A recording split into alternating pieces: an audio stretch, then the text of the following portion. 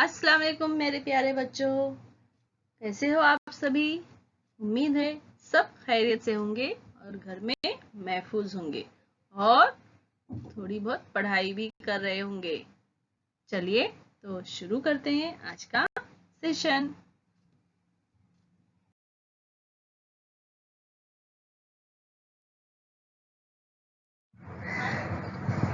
बिस्मिल्लाहिर्रहमानिर्रहीम।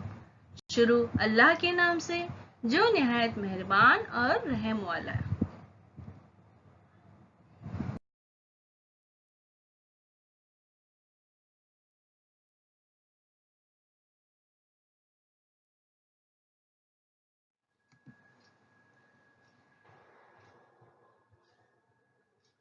जमात शशुम।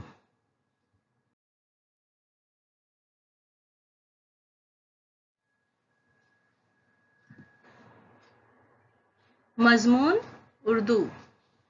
आज हम उर्दू पढ़ेंगे, उर्दू बाल भारती।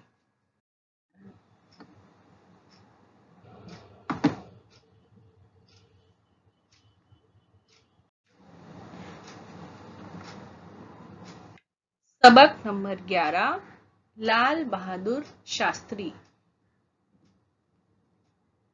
सफा नंबर 46-47।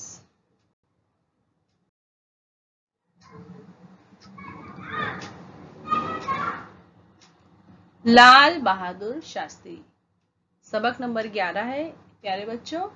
सबक नंबर 11 लाल बहादुर शास्त्री। आज सबक पढ़ेंगे। जब मैं पढ़कर सुनाऊंगी तो आप उसको दोहराएंगे, ठीक है।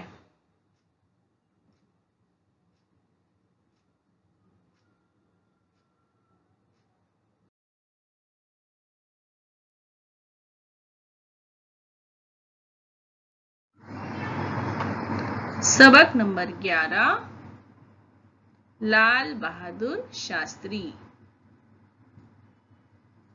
ये है लाल बहादुर शास्त्री।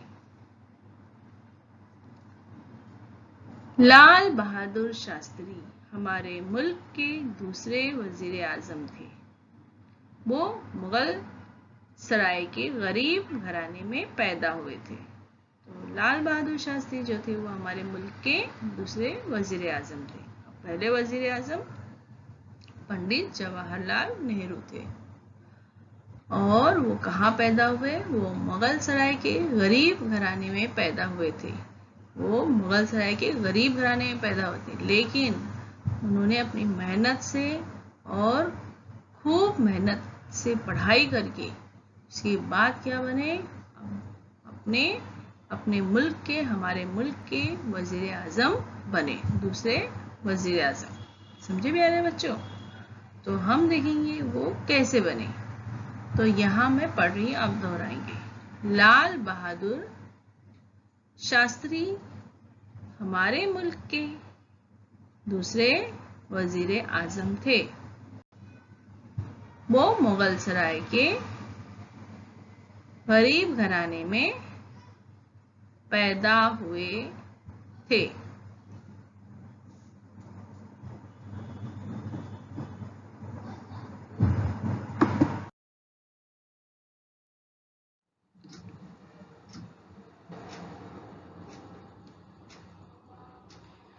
उनके वालिद का नाम शारदा प्रसाद और वालिदा का नाम राम दुलारी देवी था।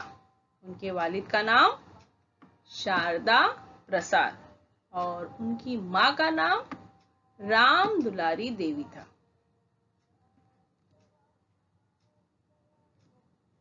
अपने माँ बाप के इकलौते बेटे थे। अपने माँ बाप के इकलौते बेटे थे। इकलौते बेटे मतलब उनके माँ बाप को एक ही औलाद थी और वो थे लाल बहादुर शास्त्री।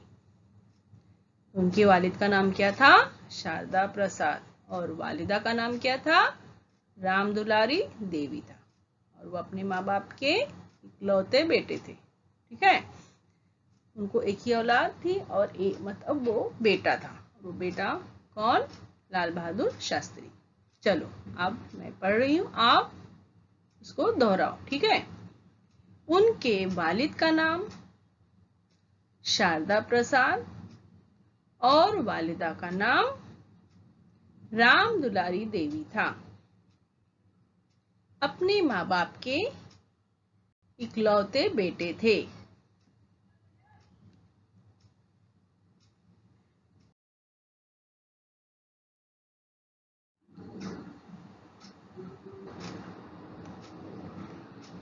लाल बहादुर शास्त्री 2 ही साल के थे कि अचानक उनके वालिद का इंतकाल हो गया।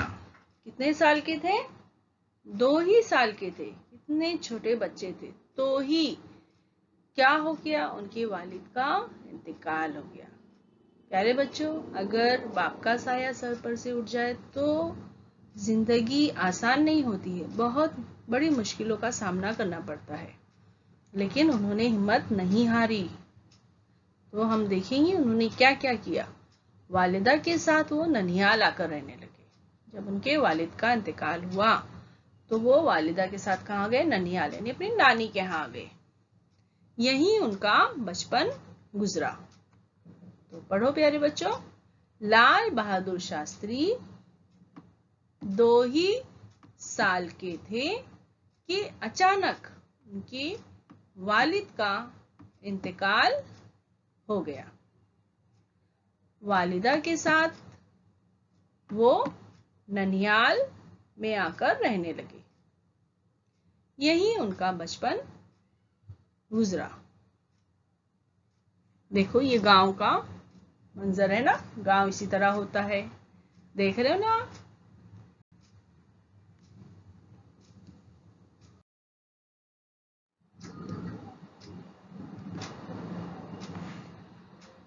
यहाँ वो अपने दोस्तों के साथ सैर को जाते थे और गांव की नदी में खूब तैरते थे।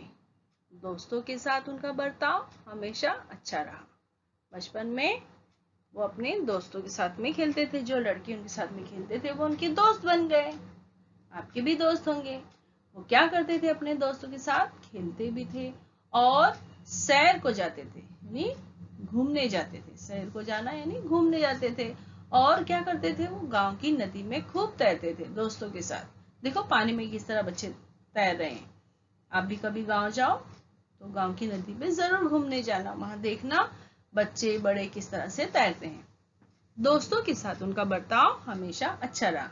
वो दोस्तों के साथ में हमेशा अच्छे से बर्ताव करते थे, ना लड़ाई झगड़ा कुछ नहीं करते थे, मिलजुल कर रहते थे, हंसते थे, खेलते थे, है ना। तो हमें भी क्या करना चाहिए प्यारे बच्चों? अपने दोस्तों के साथ में अच्छा बर्ताव करना चाहिए, है ना। लड़ाई झगड़ा बिल्कुल नहीं करना चाहिए, खेलना चाहिए, पढ़ना चाहिए साथ में। चलो पढ़ो प्यारे बच्चों। यहाँ वो अपने दोस्तों के साथ सैर को जाते थे और गांव की नदी में खूब तैरते थे। दोस्तों के साथ उनका बर्ताव हमेशा अच्छा रहा।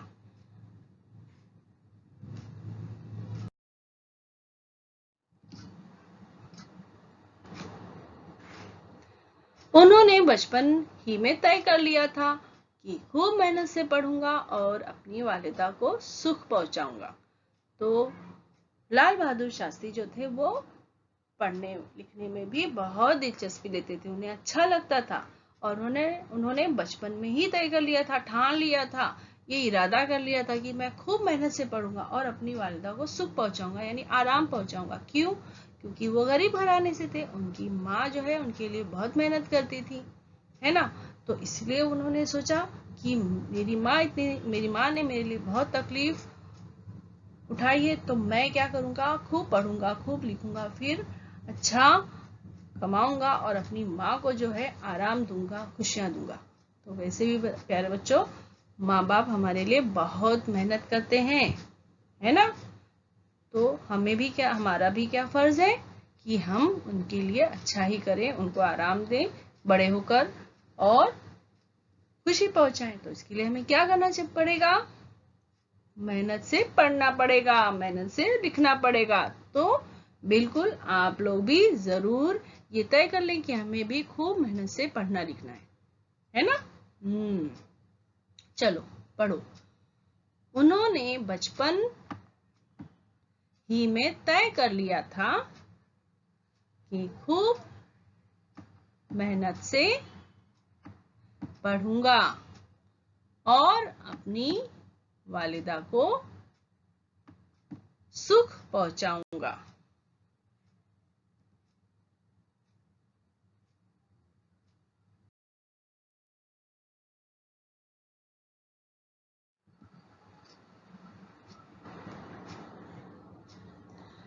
लाल बहादुर स्कूल में अपने उस्ताद का हर हुक्म मानते थे, खूब मेहनत से पढ़ते थे और उन्हें पढ़ने का बड़ा शौक था।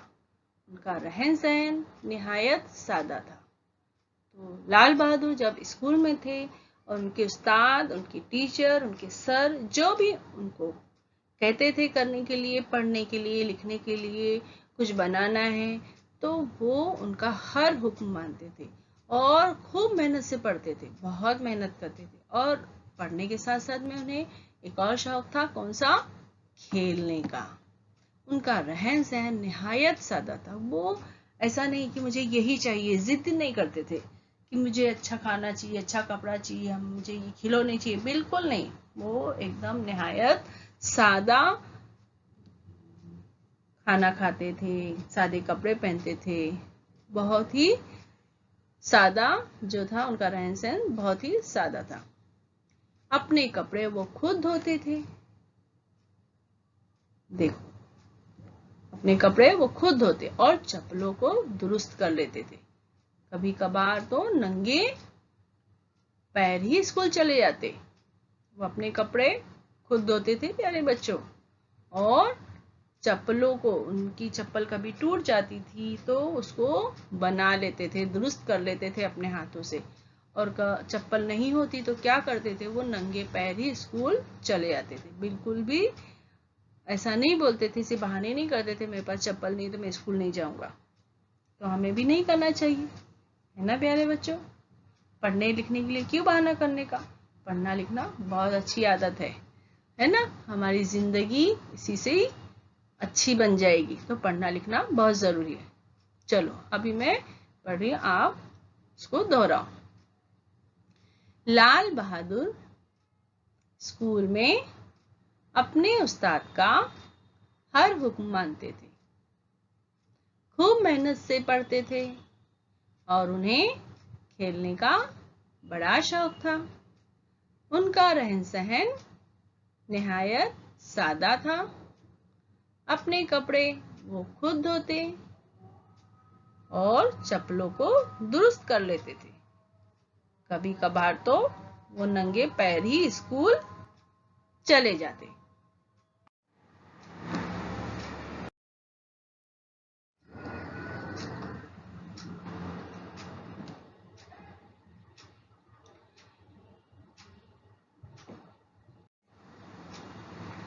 एक बार वो गंगा के उस पार यात्रा देखने गए। वापस लौटते हुए शाम हो गई। एक बार वो गंगा के उस पार यात्रा देखने गए, यात्रा यानी मेला। वापस लौटते हुए शाम हो गई। वैसे भी तो मेले में जाना सभी को पसंद है ना? और मेले में अगर गए तो वक्त का पता ही नहीं चलता। ऐसा ही हुआ, उनके साथ में भी ऐसा ही हुआ। उनको वापस लौटते हुए शाम हो गई। चलो पढ़ो प्यारे बच्चों। एक बार वो गंगा के उस पार यात्रा देखने गए। वापस लौटते हुए शाम हो गई।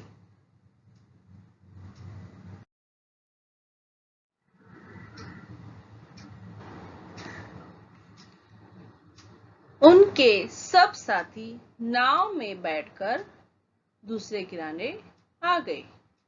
उनके सब साथी कैसे आए? नाव में बैठकर दूसरे किनारे आ गए। मगर लाल बहादुर अभी तक वापस ना लौटे थे। उनके दोस्तों को फिक्र हुई तो उनके सब साथी नाव में बैठकर आ गए, मगर लाल बहादुर नहीं आए। तो दोस्तों को फिक्र हुई। चलो पढ़ो। उनके सब साथी नाव में बैठकर दूसरे किनारे आ गए, मगर लाल बहादुर अभी तक वापस ना लौटे थे। उनके दोस्तों को फिक्र हुई।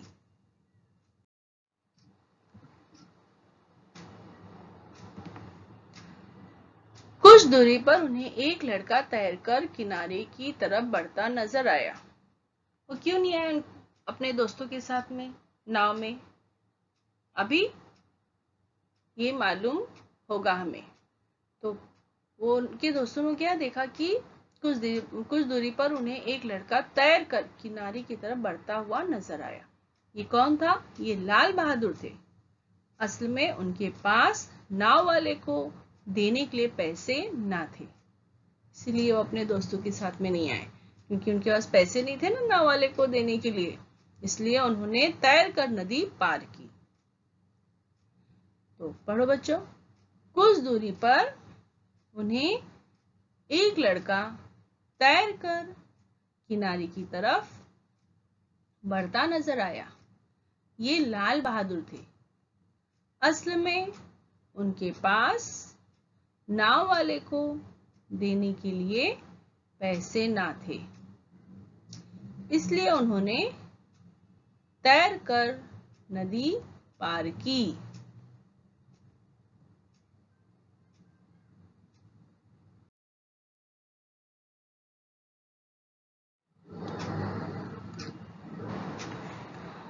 लाल बहादुर मैट्रिक में थे।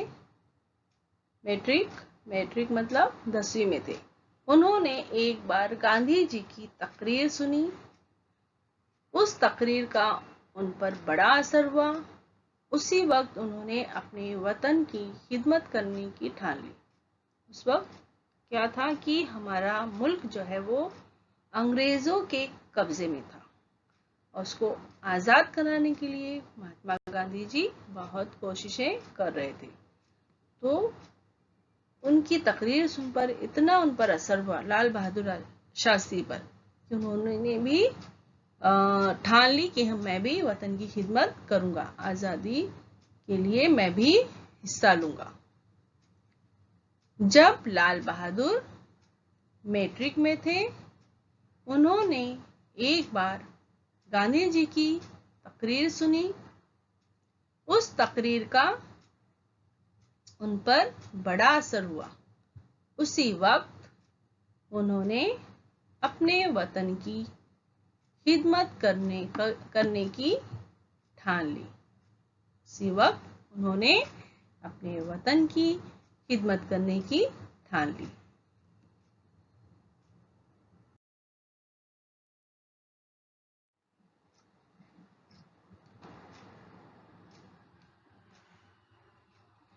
उन्होंने सत्याग्रह में हिस्सा लिया। वो खादी के कपड़े पहनने लगे। आज़ादी के लिए वो कई बार जेल भी गए। उन्होंने वतन की खिदमत के साथ अपनी तालीम का भी ख्याल रखा। वो गांधी जी के साथ वो सत्याग्रह में भी हिस्सा लिया, खादी के कपड़े पहनने लगे। खादी का कपड़ा हमारे मुल्क में तैयार होता था, और वतन की आज़ादी के लिए वो कई बार जेल भी गए, लेकिन उन्होंने अपनी पढ़ाई का सिलसिला जारी रखा। वो पढ़ भी रहे, तालीम भी हासिल कर रहे थे। चलो बोलो बच्चों। उन्होंने सत्याग्रह में हिस्सा लिया। वो खादी के कपड़े पहनने लगे। आज़ादी के लिए वो कई बार जेल भी गए। उन्होंने वतन की खिदमत के साथ अपनी तालीम का भी ख्याल रखा।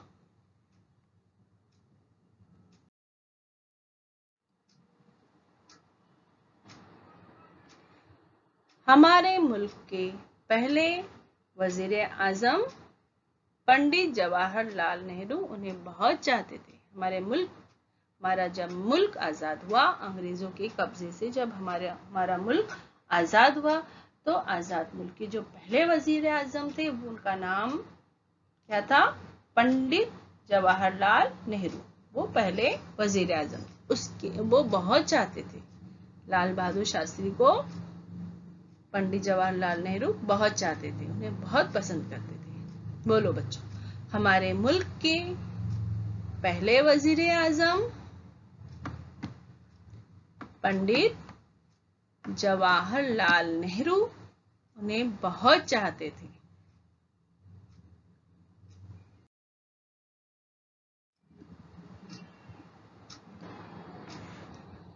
पंडित नेहरू के बाद लाल बहादुर शास्त्री भारत के वजीर आजम बने।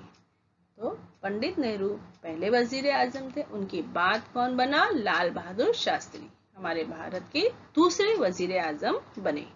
बोलो बच्चों, पंडित नेहरू के बाद लाल बहादुर शास्त्री भारत के वजीर आजम बने।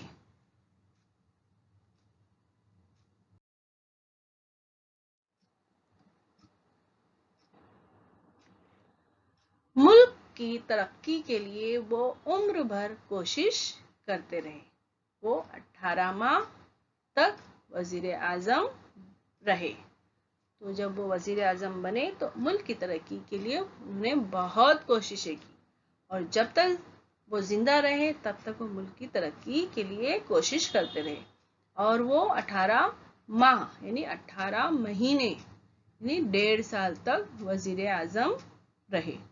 चलो बोलो बच्चों, मुल्क की तरक्की के लिए वो उम्र भर कोशिश करते रहे।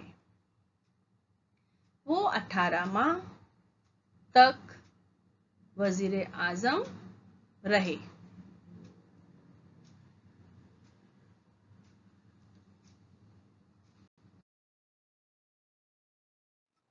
देखो, वजीर आजम होते वक्त उन्होंने बहुत कोशिशें की, बहुत काम किए, मेहनत करते रहे मुल्क के लिए, मुल्क की तरक्की के लिए। साथ में उनकी बीवी भी है।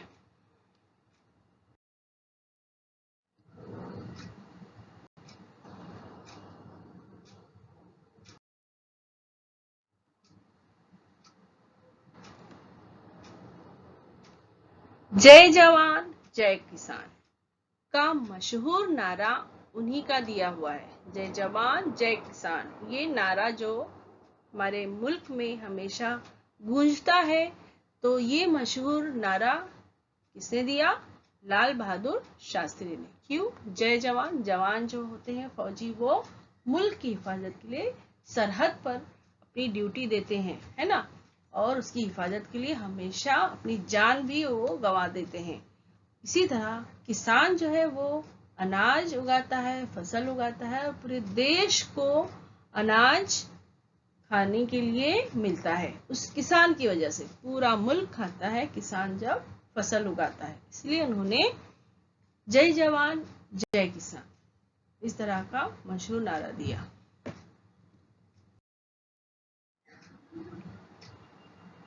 जय जवान जय किसान।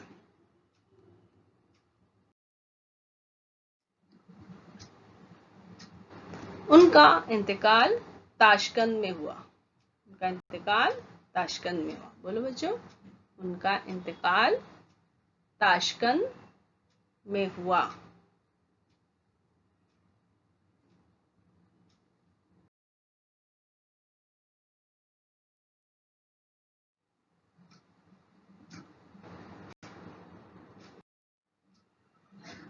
तो ये हुआ हमारा सबक, खत्म हुआ। आप उसको दोबारा पढ़िए प्यारे बच्चों और दोहराइए। अब हम यहाँ क्या करने वाले हैं? मश्की सरगर्मियाँ करने वाले हैं। तो देखो, पढ़ो, लिखो। यहाँ आपको देखना है, फिर पढ़ना है और फिर लिखना है। तो ये क्या लिखा हुआ है? शास्त्री। इसको हम कैसे पढ़ेंगे प्यारे बच्चों?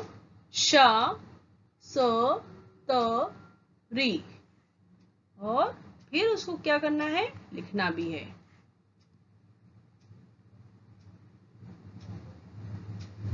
इस तरह से शास्त्री। ठीक है, तो आप पढ़ो शा स त री, शा स त री, शास्त्री। Very good. अब यहाँ है इकलौते, ये लिखा हुआ है इकलौते, तो इसको हम पढ़ेंगे इक लो ते, इक लो ते, और फिर इसको हम यहाँ इस तरह से लिखेंगे इकलौते। तो कैसे पढ़ेंगे प्यारे बच्चों? इक लो ते, इक लो ते, इकलौते। Very good. यहाँ लिखा है नन्याल, नन्याल, तो इसको हम पढ़ेंगे नन याल, इसको हम फिर लिखेंगे भी। तो पढ़ो नन याल, नन याल, नन याल, नन्याल। Very good, नन्याल। यहाँ है मैट्रिक, इसको पढ़ेगा मैट्रिक, मैट्रिक, मैट्रिक, और इसको हम लिखेंगे भी मैट्रिक। ठीक है, पंडित, पंडित, कैसे पढ़ेंगे हम? पंडित, और इसको हम लिखेंगे इस तरह से पंडित। पढ़ेंगे कैसा? पंडित, पंडित। यह है इंतकाल, कैसे लिखेंगे हम, कैसे पढ़ेंगे? इंतेकाल, इंतेकाल, इंतकाल, इस तरह उसको लिखेंगे भी। तो ये क्या है? शास्त्री, इकलौते, ननियाल, मैट्रिक, पंडित, इंतकाल। तो आप भी इसको अच्छे से पढ़ो 2-3 बार, और इसको फिर किताब में भी लिखो और अपने कॉपी में भी इसी तरह से, अपने बयाज में भी इसी तरह से लिखो और अपने टीचर को बताओ।